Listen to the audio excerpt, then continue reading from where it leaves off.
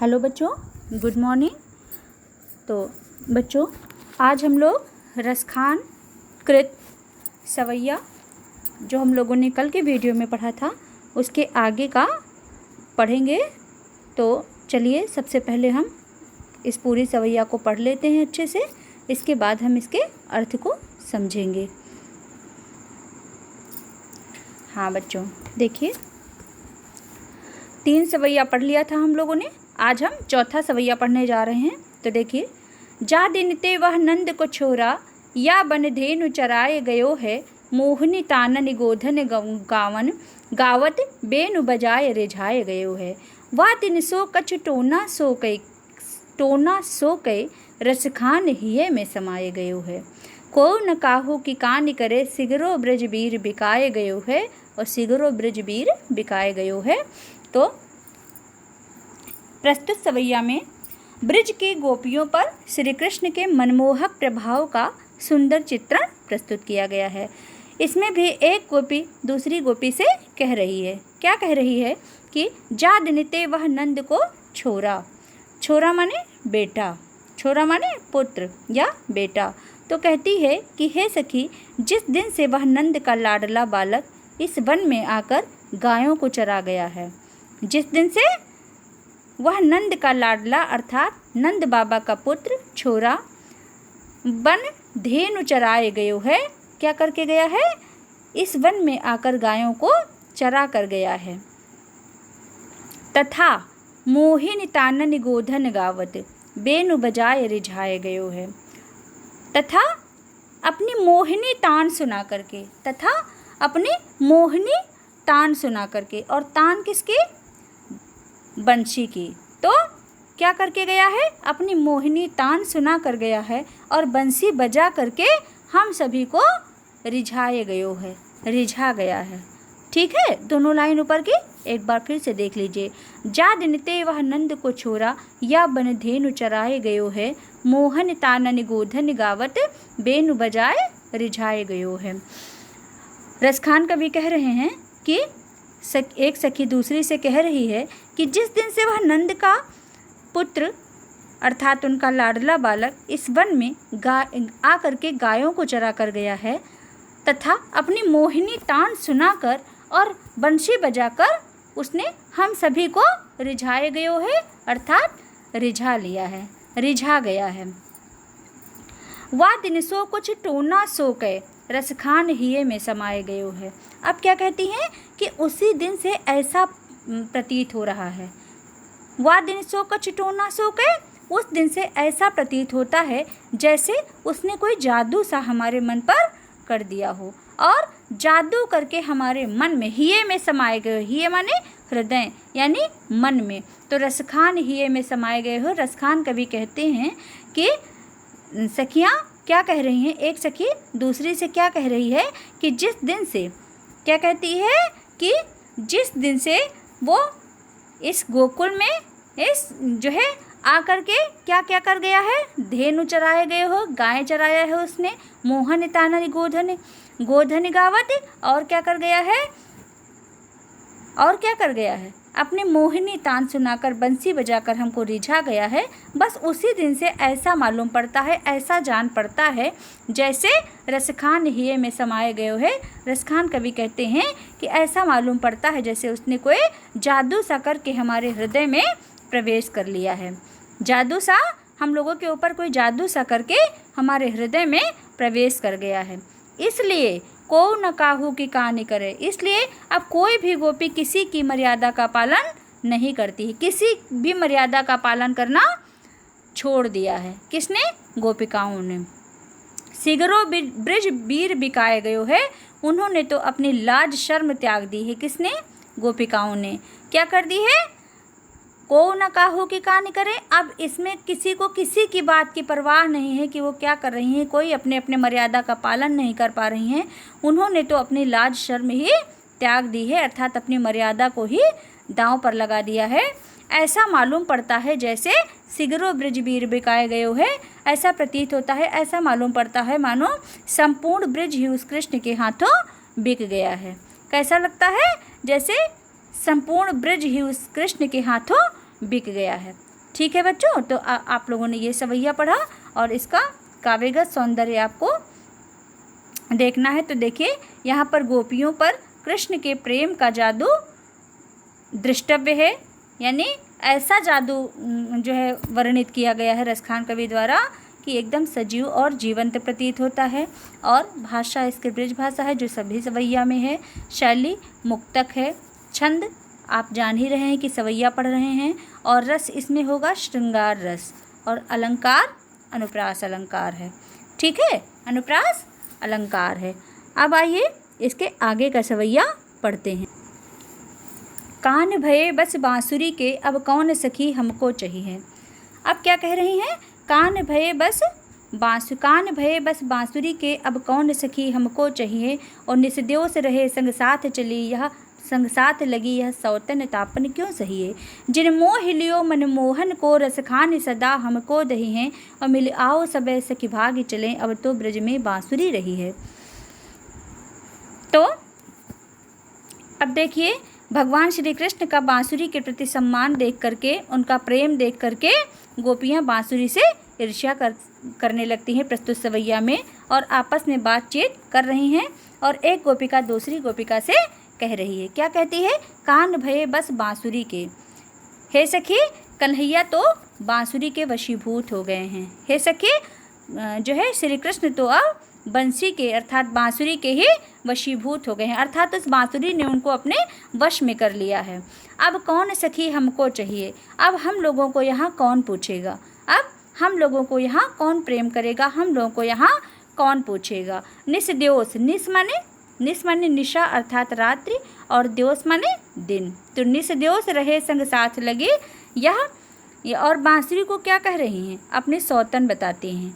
तो क्या कहती हैं, यह सौतन तापन क्यों सही है। कहती हैं यह सौत बांसुरी, यह हमारी सौतन जो बांसुरी है वो निसद्योस दिन रात संग साथ लगी, उनके साथ लगी रहती है। जो यह बांसुरी है वह हमारे सौतन जैसी है, क्योंकि यह सौतन की तरह ही रात दिन उनके साथ लगी रहती है। हम लोग भला इस सौत द्वारा दिए गए कष्टों को क्यों सहें। यह सौतन तापन क्यों सहिए, तापन अर्थात दिए गए कष्ट को क्यों सहिए, क्यों सहें। फिर क्या कहती हैं, भला हम लोग इस सौतन के द्वारा दिए गए अपार कष्टों को क्यों सहें। जिन मोह लियो मनमोहन को रसखान सदा हमको दही है। रसखान जी कहते हैं, रसखान कवि कह रहे हैं कि जिस बांसुरी ने, जिन मोह लियो मनमोहन को, जिस बांसुरी ने मनमोहन श्री कृष्ण को मोह लिया है, जिस बांसुरी ने श्री कृष्ण को ही अपने वश में कर लिया है, वह हम सबको सदैव जलाती ही रहेगी। रसखान सदा हमको दही है। रसखान कवि क्या कह रहे हैं कि गोपिकाएं कह रही हैं कि जिसने मनमोहन को अपने वश में कर लिया है, श्री कृष्ण को अपने वश में कर लिया है, वह भला हमको सुख कैसे प्रदान कर सकती है, अर्थात वह सदैव हमें कष्ट ही देती रहेगी, हमें जलाती ही रहेगी, सदैव हमें जलाने का ही कार्य किया करेगी। इसलिए मिली आओ सबे सखी भाग चलें अब तो ब्रज में बांसुरी रहिए। इसलिए आओ हम सब मिलकर ब्रज को छोड़कर भाग चलें। क्या कहती हैं कि चलो हम लोग जो है मिल करके ब्रज को छोड़कर भाग चलें, अब तो ब्रज में बांसुरी रहिए, अब तो ब्रज में केवल बांसुरी ही रहेगी, अब हम लोगों का यहाँ काम ही क्या है। और उसको बात सुनाते हुए तरह तरह की प्रताड़नाएं देते हुए बातों के माध्यम से कहती हैं कि अब यहाँ पर हमारा कोई काम नहीं है, अब तो मात्र यहाँ पर बांसुरी ही रहेगी, इसलिए हम लोगों को यहाँ से चले जाना चाहिए छोड़ करके।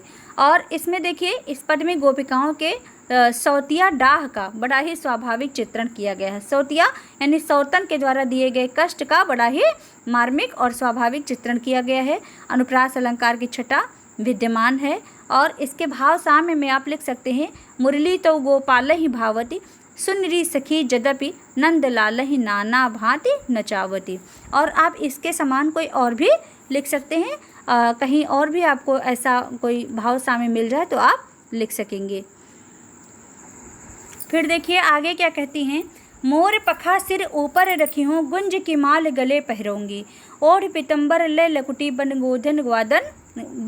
गोधन ग्वारन संग फिरोंगी। भाव तो वो ही मेरो रसखानी सो तेरे कहे सब स्वांग करूँगी, और या मुरली मुरलीधर की अधरा न धरी अधरा न धरूँगी। या मुरली मुरलीधर की अधरा न धरूँ अधरा न धरी अधरा न धरूँगी। अब देखिए क्या कह रही हैं कि अब प्रस्तुत सवैया में गोपिकाएं श्री कृष्ण का वेश बनाकर उनका स्वांग रचाना चाहती हैं, मतलब उनकी एक्टिंग करना चाहती हैं। एक सखी उनके सभी परिधान तो धारण करने को तैयार हो जाती है, परंतु ईर्ष्यावश बांसुरी को धारण करना नहीं चाहती। वह कहती है, क्या कहती है ये देखिए।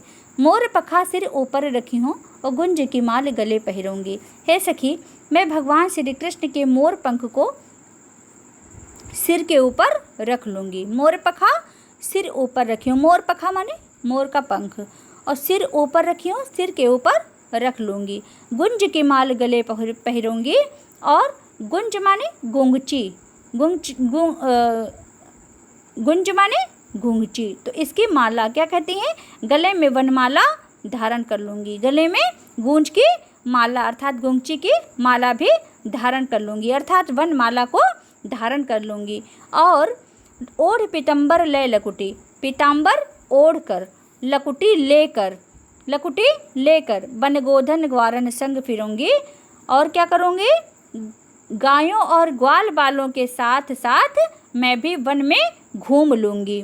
भावतो वो ही मेरो रसखान, सो तेरे कहे सब स्वांग करूँगी। और कहती हैं, रसखान कवि कह रहे हैं कि गोपिकाएं क्या कह रही हैं कि इसके अतिरिक्त तुम लोगों को जो जो अच्छा लगे, भावतो वो ही मतलब जो जो अच्छा लगे, भावतो मतलब अच्छा लगना, वो ही मतलब वो सब कुछ कर लूँगी। वो सो तेरे कहे सब स्वांग करूँगी, वो तुम लोगों के कहने पर सब कुछ कर लूँगी। क्या कहती हैं कि इसके अतिरिक्त इतना तो करेंगी ही, क्या क्या करेंगी, मोर के पंख को सिर पर रखेंगी, गले में वनमाला धारण कर लेंगी, पीताम्बर ओढ़ लेंगी, लकुटी लेकर ग्वाल बालों के साथ वन में भी फिर लेंगी, घूम लेंगी। और फिर क्या कहती हैं, इसके अतिरिक्त भावतो वो ही मेरो रसखान, सो तेरे कहे सब स्वांग रचूंगी। और कहती हैं कि इसके अतिरिक्त तुम लोगों को जो जो अच्छा लगेगा वह सभी स्वांग करूँगी, अर्थात स्वांग कर लूँगी। किंतु यह मुरली मुरलीधर की, किंतु यह मुरली मुरलीधर की है। किसकी है, उस मुरलीधर की है, श्री कृष्ण की है। अधरा न धरी अधरा न धरूंगी, उन्होंने इसे अपने अधरों पर धारण किया है। अधरा न धरी अधरा न धरूंगी, क्या कहती हैं कि यह मुरली तो मुरलीधर की है, उन्होंने इसे अपने अधरों पर धारण किया है, इसे मैं अपने अधरों पर धारण नहीं करूंगी। अधरा न धरूंगी, अधरों पर धारण नहीं करूंगी। क्योंकि क्यों नहीं धारण करेंगी ये बताइए, क्योंकि यह मुरली मेरी सौतन है। क्योंकि आगे आप लोगों ने ऊपर पढ़ा कि निस्द्योष रहे संग साथ लगी, यह सौतन तापन क्यों सहिए। तो उस मुरली को क्या मानती हैं, अपनी सौतन मानती हैं। तो कहती हैं कि मैं सब कुछ कर लूँगी, लेकिन इस जो है मुरली को अपने अधरों पर नहीं धारण करूँगी, क्योंकि इस मुरली को श्री कृष्ण ने, मुरलीधर ने अपने होठों पर धारण किया है, और ये मुरली क्या है, मेरी सौतन है। इसलिए मैं इस सौत को अपने जो है अधरों पर कभी भी धारण नहीं करूँगी। श्याम के जिन अधरों का रसास्वादन मुझे करना चाहिए था, उसे इस बांसुरी ने कर लिया है। इसलिए मेरा इस जो है बांसुरी से कोई मेल नहीं है, इससे कोई मेरा लगाव नहीं है, इसलिए मैं इसको अपने अधरों पर बिल्कुल भी धारण नहीं करूँगी। अब देखिए, अधरा न धरी अधरा न धरूँगी, इसमें देखिए व्यंजन वर्ण की आवृत्ति तो बार बार हो ही रही, यानी अनुप्रास अलंकार तो बार बार है ही है, और इसके साथ साथ यमक अलंकार भी है। अधरा न धरी अधरा न धरूँगी, इस लाइन में यमक अलंकार है। और सवतिया डाह का तो पूरे सवैया में बड़ा सुंदर वर्णन किया ही गया है। तो इस प्रकार से आप लोगों ने पूरा जो है सवैया आज समाप्त कर लिया है। आपका कवित्व बचा है, जो अगले वीडियो में हम लोग पढ़ेंगे।